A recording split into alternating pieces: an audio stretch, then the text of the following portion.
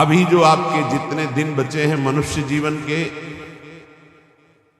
ये प्राय प्रश्न बना रहता है, मुझसे पाप हो गए, क्या क्षमा कर देंगे भगवान? तो ध्यान से सुनिए, मनुष्य जीवन में अभी जो आपके दिन बचे हैं, यदि उन दिनों का ज्ञान पूर्वक सदुपयोग करें, अर्थात नाम जप करते हुए पूर्व में जो पाप किए पुनः ना होने पावे, तो मैं तुम्हें वचन देता हूं कि तुम्हारे सारे पाप मेरे प्रभु क्षमा कर देंगे, तुम्हें कोई भी पाप का दंड नहीं भोगना पड़ेगा। जितनी श्वासें अब बची हैं, जितना जीवन बचा है, अब ज्ञान पूर्वक व्यतीत कीजिए, कोई पाप कर्म जो पीछे हुए पुनः मत कीजिए और नाम जप कीजिए, सारे पाप आपके प्रभु क्षमा कर देंगे।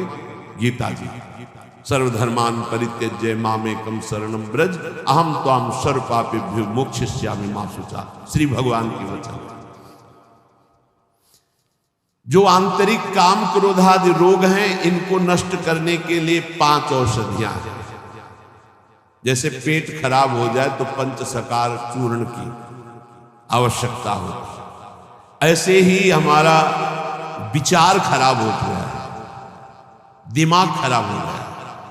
सत्य वस्तु को भूलकर असत्य में रमण करना पागलों का कार्य है।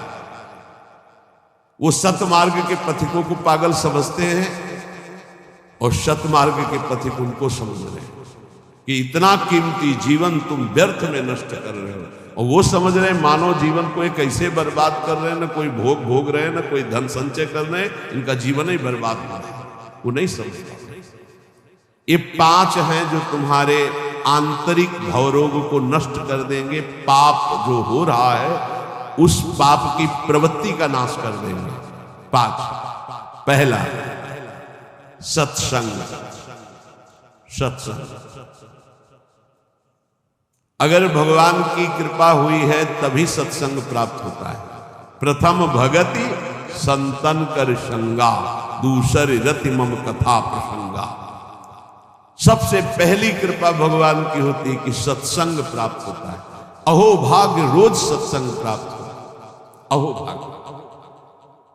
जिस दिन होता कि आज पूज्य श्री मथुरादास जी कथा करने नहीं आएंगे, उनका स्वास्थ्य खराब है, या आज उनकी निर्जला एकादशी है, उस दिन ऐसा लगता है जैसे वज्रपात हो गया कि आज महापुरुषों के चरित्र सुनने को नहीं मिलेंगे।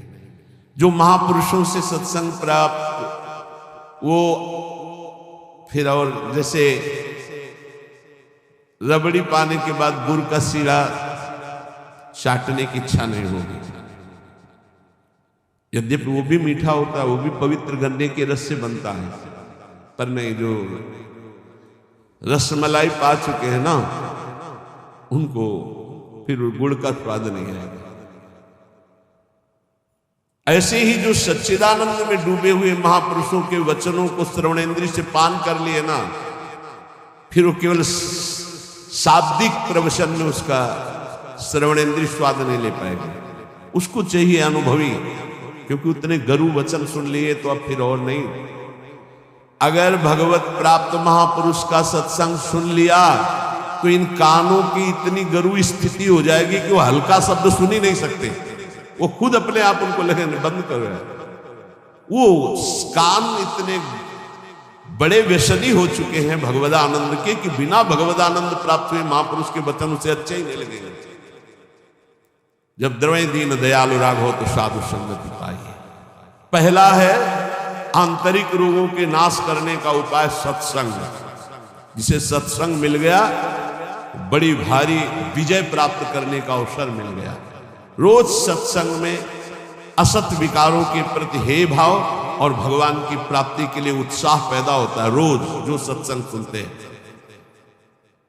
दूसरा, पहला सत्संग, दूसरा स्वाध्याय।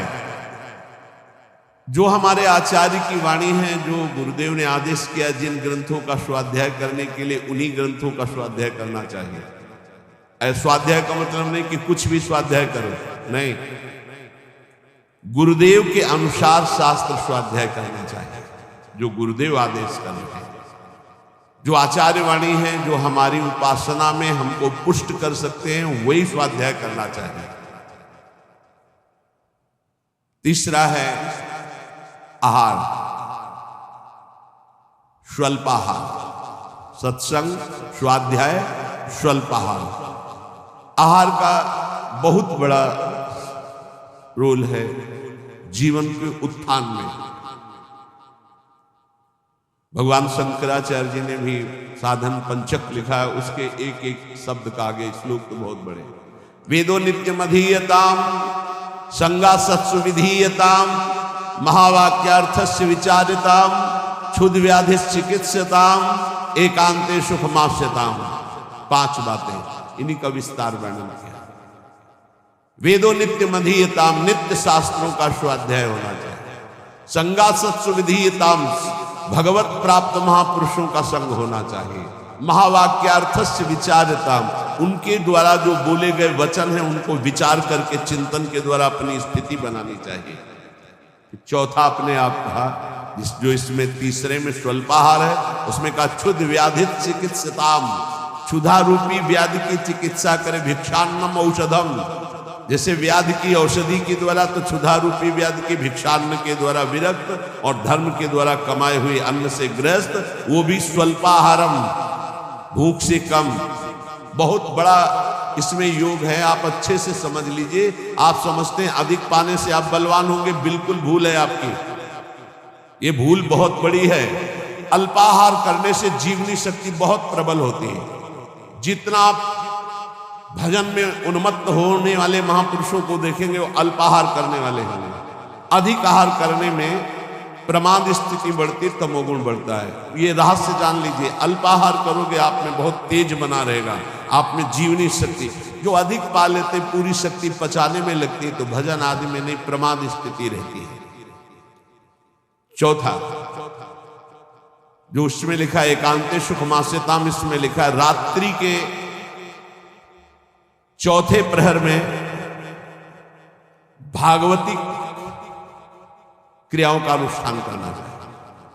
ध्यान है, नाम जप है, तो अपने यहाँ तो ऐसी बढ़िया दिनचर्या है कि आपको अनुष्ठान करने की जरूरत नहीं, सम्मिलित होने की जरूरत है। जो प्रातःकालीन बेला पर जग करके भागवती का अनुष्ठान करता है, वो आंतरिक विकारों पर विजय प्राप्त कर लेता है। स्वप्न दोष 4 बजे सोने वाले को ही बहुत जोर के होते हैं। जो प्रातः 3 बजे से जग जाते हैं, 10 बजे के बाद सोते हैं, स्वप्न दोष होने की संभावना ही नहीं रहती। यदि वो सावधान है तो गलत क्रिया करते, गलत भोजन करते, उनकी बात अलग है। नहीं, समय ही नहीं है। प्रायः 3, 4, 5, 6 इसमें स्वप्न दोष होता है प्रातःकालीन बेला पर। और जो गंदे आचरण करते हैं उनकी तो कोई चर्चा ही नहीं। 5वां, जो कुछ साधन भजन करे, एकांत चिंतन आंतरिक, उसका चिंतन पूर्वक करे, एकाग्रता पूर्वक करे, सारी शक्ति लगा करके, बटोर करके। नाम जप करे तो नाम में, मंत्र जप करने तो मंत्र में, सत्संग सुन रहे तो सत्संग के वाक्यों में। ये 5 हैं जिनके द्वारा हम आंतरिक विकारों पर विजय प्राप्त कर लेते हैं। पहला सत्संग, दूसरा स्वाध्याय, तीसरा अल्पाहार, चौथा प्रातःकालीन बेला पर उठकर भागवती का अनुष्ठान, 5वां जो कुछ भी करे एकाग्रता पूर्वक सारी शक्ति लगाकर उसी में। जो अपने ऊपर हर समय ईश्वर की, आराध्य देव की कृपा का अनुभव करता रहता है, ये बहुत बड़ी बात है। हर परिस्थिति में बड़ी कृपा, श्री जी की बड़ी कृपा, श्री जी की बड़ी कृपा। एक हमने संत भगवान को देखा, वो बल्ब ऐसे लगा रहे थे तो चूक हो गई, तो वही किसी कनेक्शन में कहीं छू गए, मारा ऐसा झटका, तो सीढ़ी गिरी, सीढ़ी से सीढ़ियों पे आकर के गिरे, उससे नीचे चबूतरे के नीचे आके गिरे, काफी चोट लग गई थी। तो दौड़ करके उनको उठाया तो उनका बड़ी कृपा, निपट गए, बड़ी कृपा, निपटा दिया प्रभु ने। बड़ी बात थोड़ी में निपटा दिया, बड़ी कृपा। और मुस्कुरा रहे थे और कई जगह चोट दिखाई दे रही थी। ये संत हो रहे, बड़ी कृपा, निपट गए, बड़े अपराध को छोटे में काट दिया, निपट गए, बड़ी कृपा। जब अपने दास के ऊपर प्रभु कृपा करते हैं तो उसके हृदय में सद्गुणों का खजाना खोल देते हैं, जो हर समय अनुभव करता रहता मेरे ऊपर बड़ी कृपा है। फिर उसको अपने आप में मिलाकर एक कर देते हैं, चाहे भक्ति में हो चाहे ज्ञान में, बचता एक ही है। दो जब तक बचे तब तक विचार अभी ऊंचाई पर नहीं पहुंचे। ब्रह्म नहीं, माया नहीं, नहीं जीव नहीं काल, अपनी ही सुध ना रही, एक रहे हो नंदलाल। ना काहू सो बोली वो, ना कोई व्यवहार, अपनी कुंवर किशोरी को जियत निहार निहार। एक तो लालजू प्रियाजू एक हैं, इनको दो न देखा जाए। जो हर समय अपने इष्ट की कृपा का अनुभव करता रहता है, तो इष्ट उसके हृदय में गुणों का खजाना खोल देता है और उसको अपने में मिला लेता है, एकता कर लेता है, अर्थात इष्टमय हो जाता है। तस्मित् तज्जने भेदा भावा। अब उसकी दृष्टि बड़ी महिमामय गौरवमय हो जाती, जिधर दृष्टि जाती उधर परमात्मा तत्व का दर्शन करता है। ऐसी स्थिति सच्चिदानंद रस में भरपूर होती है, ना अहंता होती न ममता होती। पर यह होता उन्हीं के ऊपर है। एक होते हैं जो केवल जीव से नाम जप करते और जीव से गुणानुवाद करते, अंतःकरण विषय चिंतन करता रहता है। ध्यान देना, बहुत उत्तम बात वर्णन हो रही। पहली बात कही कि जो जीव हर समय उपासक के कृपा का अनुभव करता रहता, बड़ी कृपा, बड़ी कृपा, दुख में भी सुख में बड़ी कृपा, उसके हृदय में गुणों का खजाना खोल देते हैं और उसको एकता में मिला लेते हैं, अपने में मिला लेते हैं। अब दूसरी बात कह रहे हैं, उपासक कब एकता को प्राप्त होता है? बोले एक उपासक होता है, बहुत ध्यान से अपने को देखना किस डिग्री में हो आप। एक उपासक होता है जो जीव के द्वारा नाम जप करता है, जीव के द्वारा गुणों का गान करता है, पर हृदय में विषय चिंतन होता है। दूसरा उपासक होता है जो जीव के द्वारा नाम जप करता है, गुणानुवाद करता है, अंतःकरण भी उसी में जुड़ा हुआ होता है। ये विशेष कृपा पात्र होता है। और तीसरा उपासक होता है जो जीव से नाम जप करता है, गुणानुवाद करता है, हृदय से जुड़ा रहता है और स्वयं लीला में डूबा रहता है। जो गाया, जो चिंतन किया, उसी में डूबा है। ये तीसरा, ये सर्वोपरि उपासक है। जो गाया वही चिंतन, जो चिंतन उसी में डूबा। एक गान कर रहा है लेकिन चिंतन विषय का हो रहा है, एक गान भी कर रहा है चिंतन भी कर रहा है, एक गान भी कर रहा है चिंतन भी कर रहा है और डूबा भी उसी में है, सुध ही नहीं। ये है उत्तम अवस्था उपासक की। बहुत जोर की बात है, ऐसा ही होना चाहिए। जो जप कर रहे हैं, जो गान कर रहे हैं, उसी का चिंतन कर रहे हैं, उसी में डूब रहे हैं। पहला जो नाम जप कर रहा है, गुणगान कर रहा है, हृदय से विषय चिंतन कर रहा है, उसको इस लोक और परलोक के भोग परास्त कर देते हैं। बहुत सावधान, ऐसा उपासक भ्रष्ट होने में देर नहीं लगेगी। जिसका वाणी से गान हो रहा है और हृदय से भी चिंतन हो रहा है, उसको इस लोक और परलोक के भोग अच्छे नहीं लगते, पर परास्त करने की गुंजाइश है। लेकिन तीसरा जो मनन करके डूबा हुआ है, त्रिभुवन का भोग, सामर्थ्य नहीं कि उसको लुभायमान कर सके, भ्रष्ट कर सके। तीसरी बहुत ऊंची स्थिति है। जो गृहस्थी में रह करके अपने परिवार से हंसता है, बोलता है, व्यवहार करता है, खाता पीता चलता उठता बैठता है, पर ऐसे जैसे विदेश में आए हुए मेहमान। गृहस्थी में कैसे भगवत प्राप्त?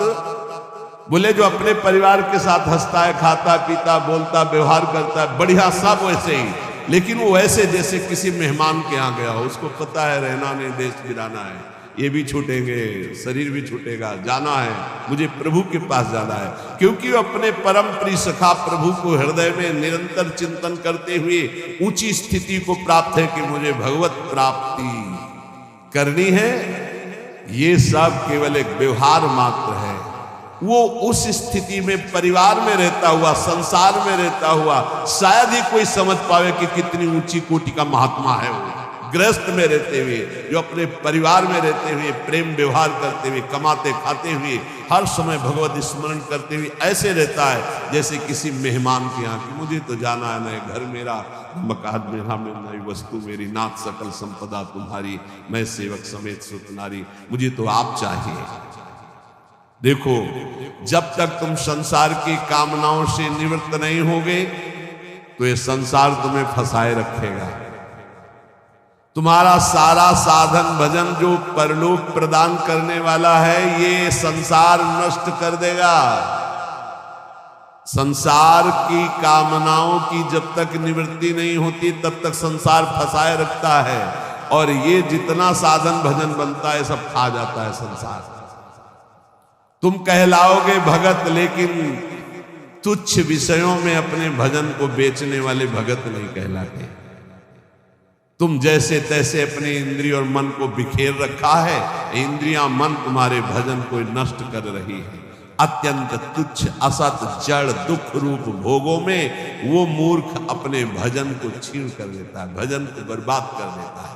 इसलिए इस संसार की लौकिक वस्तुओं को जो तुम्हें प्राप्त है भगवद अर्पित करके प्रसाद रूप भोगो, और निर्मल परमानंद की प्राप्ति के लिए कोई इच्छा मत करो, अपने भजन को बचा के रखो। ये पदार्थ आदि तो भगवान अपने आप तुम्हारी व्यवस्था करेंगे, तुम भजन से भगवान की प्राप्ति की चाह करो।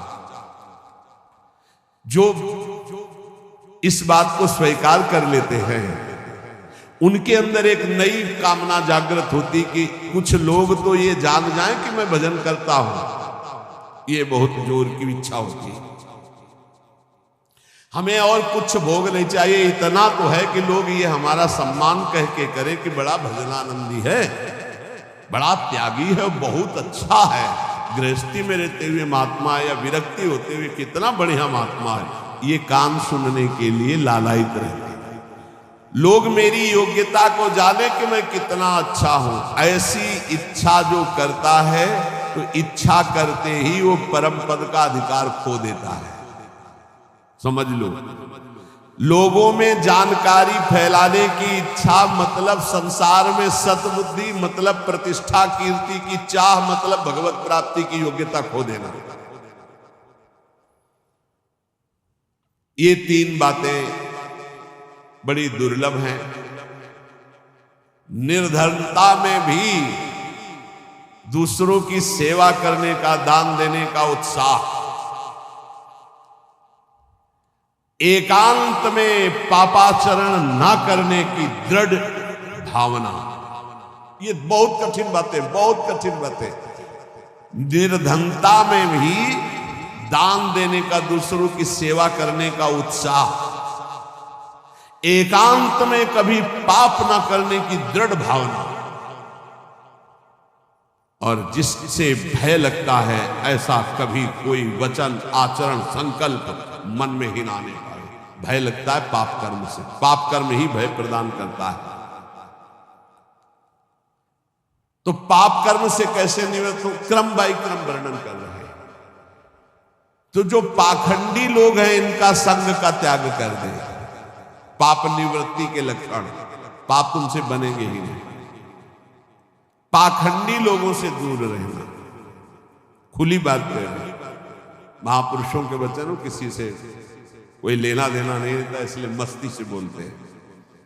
पाखंड कहते हैं पाप के खंड को।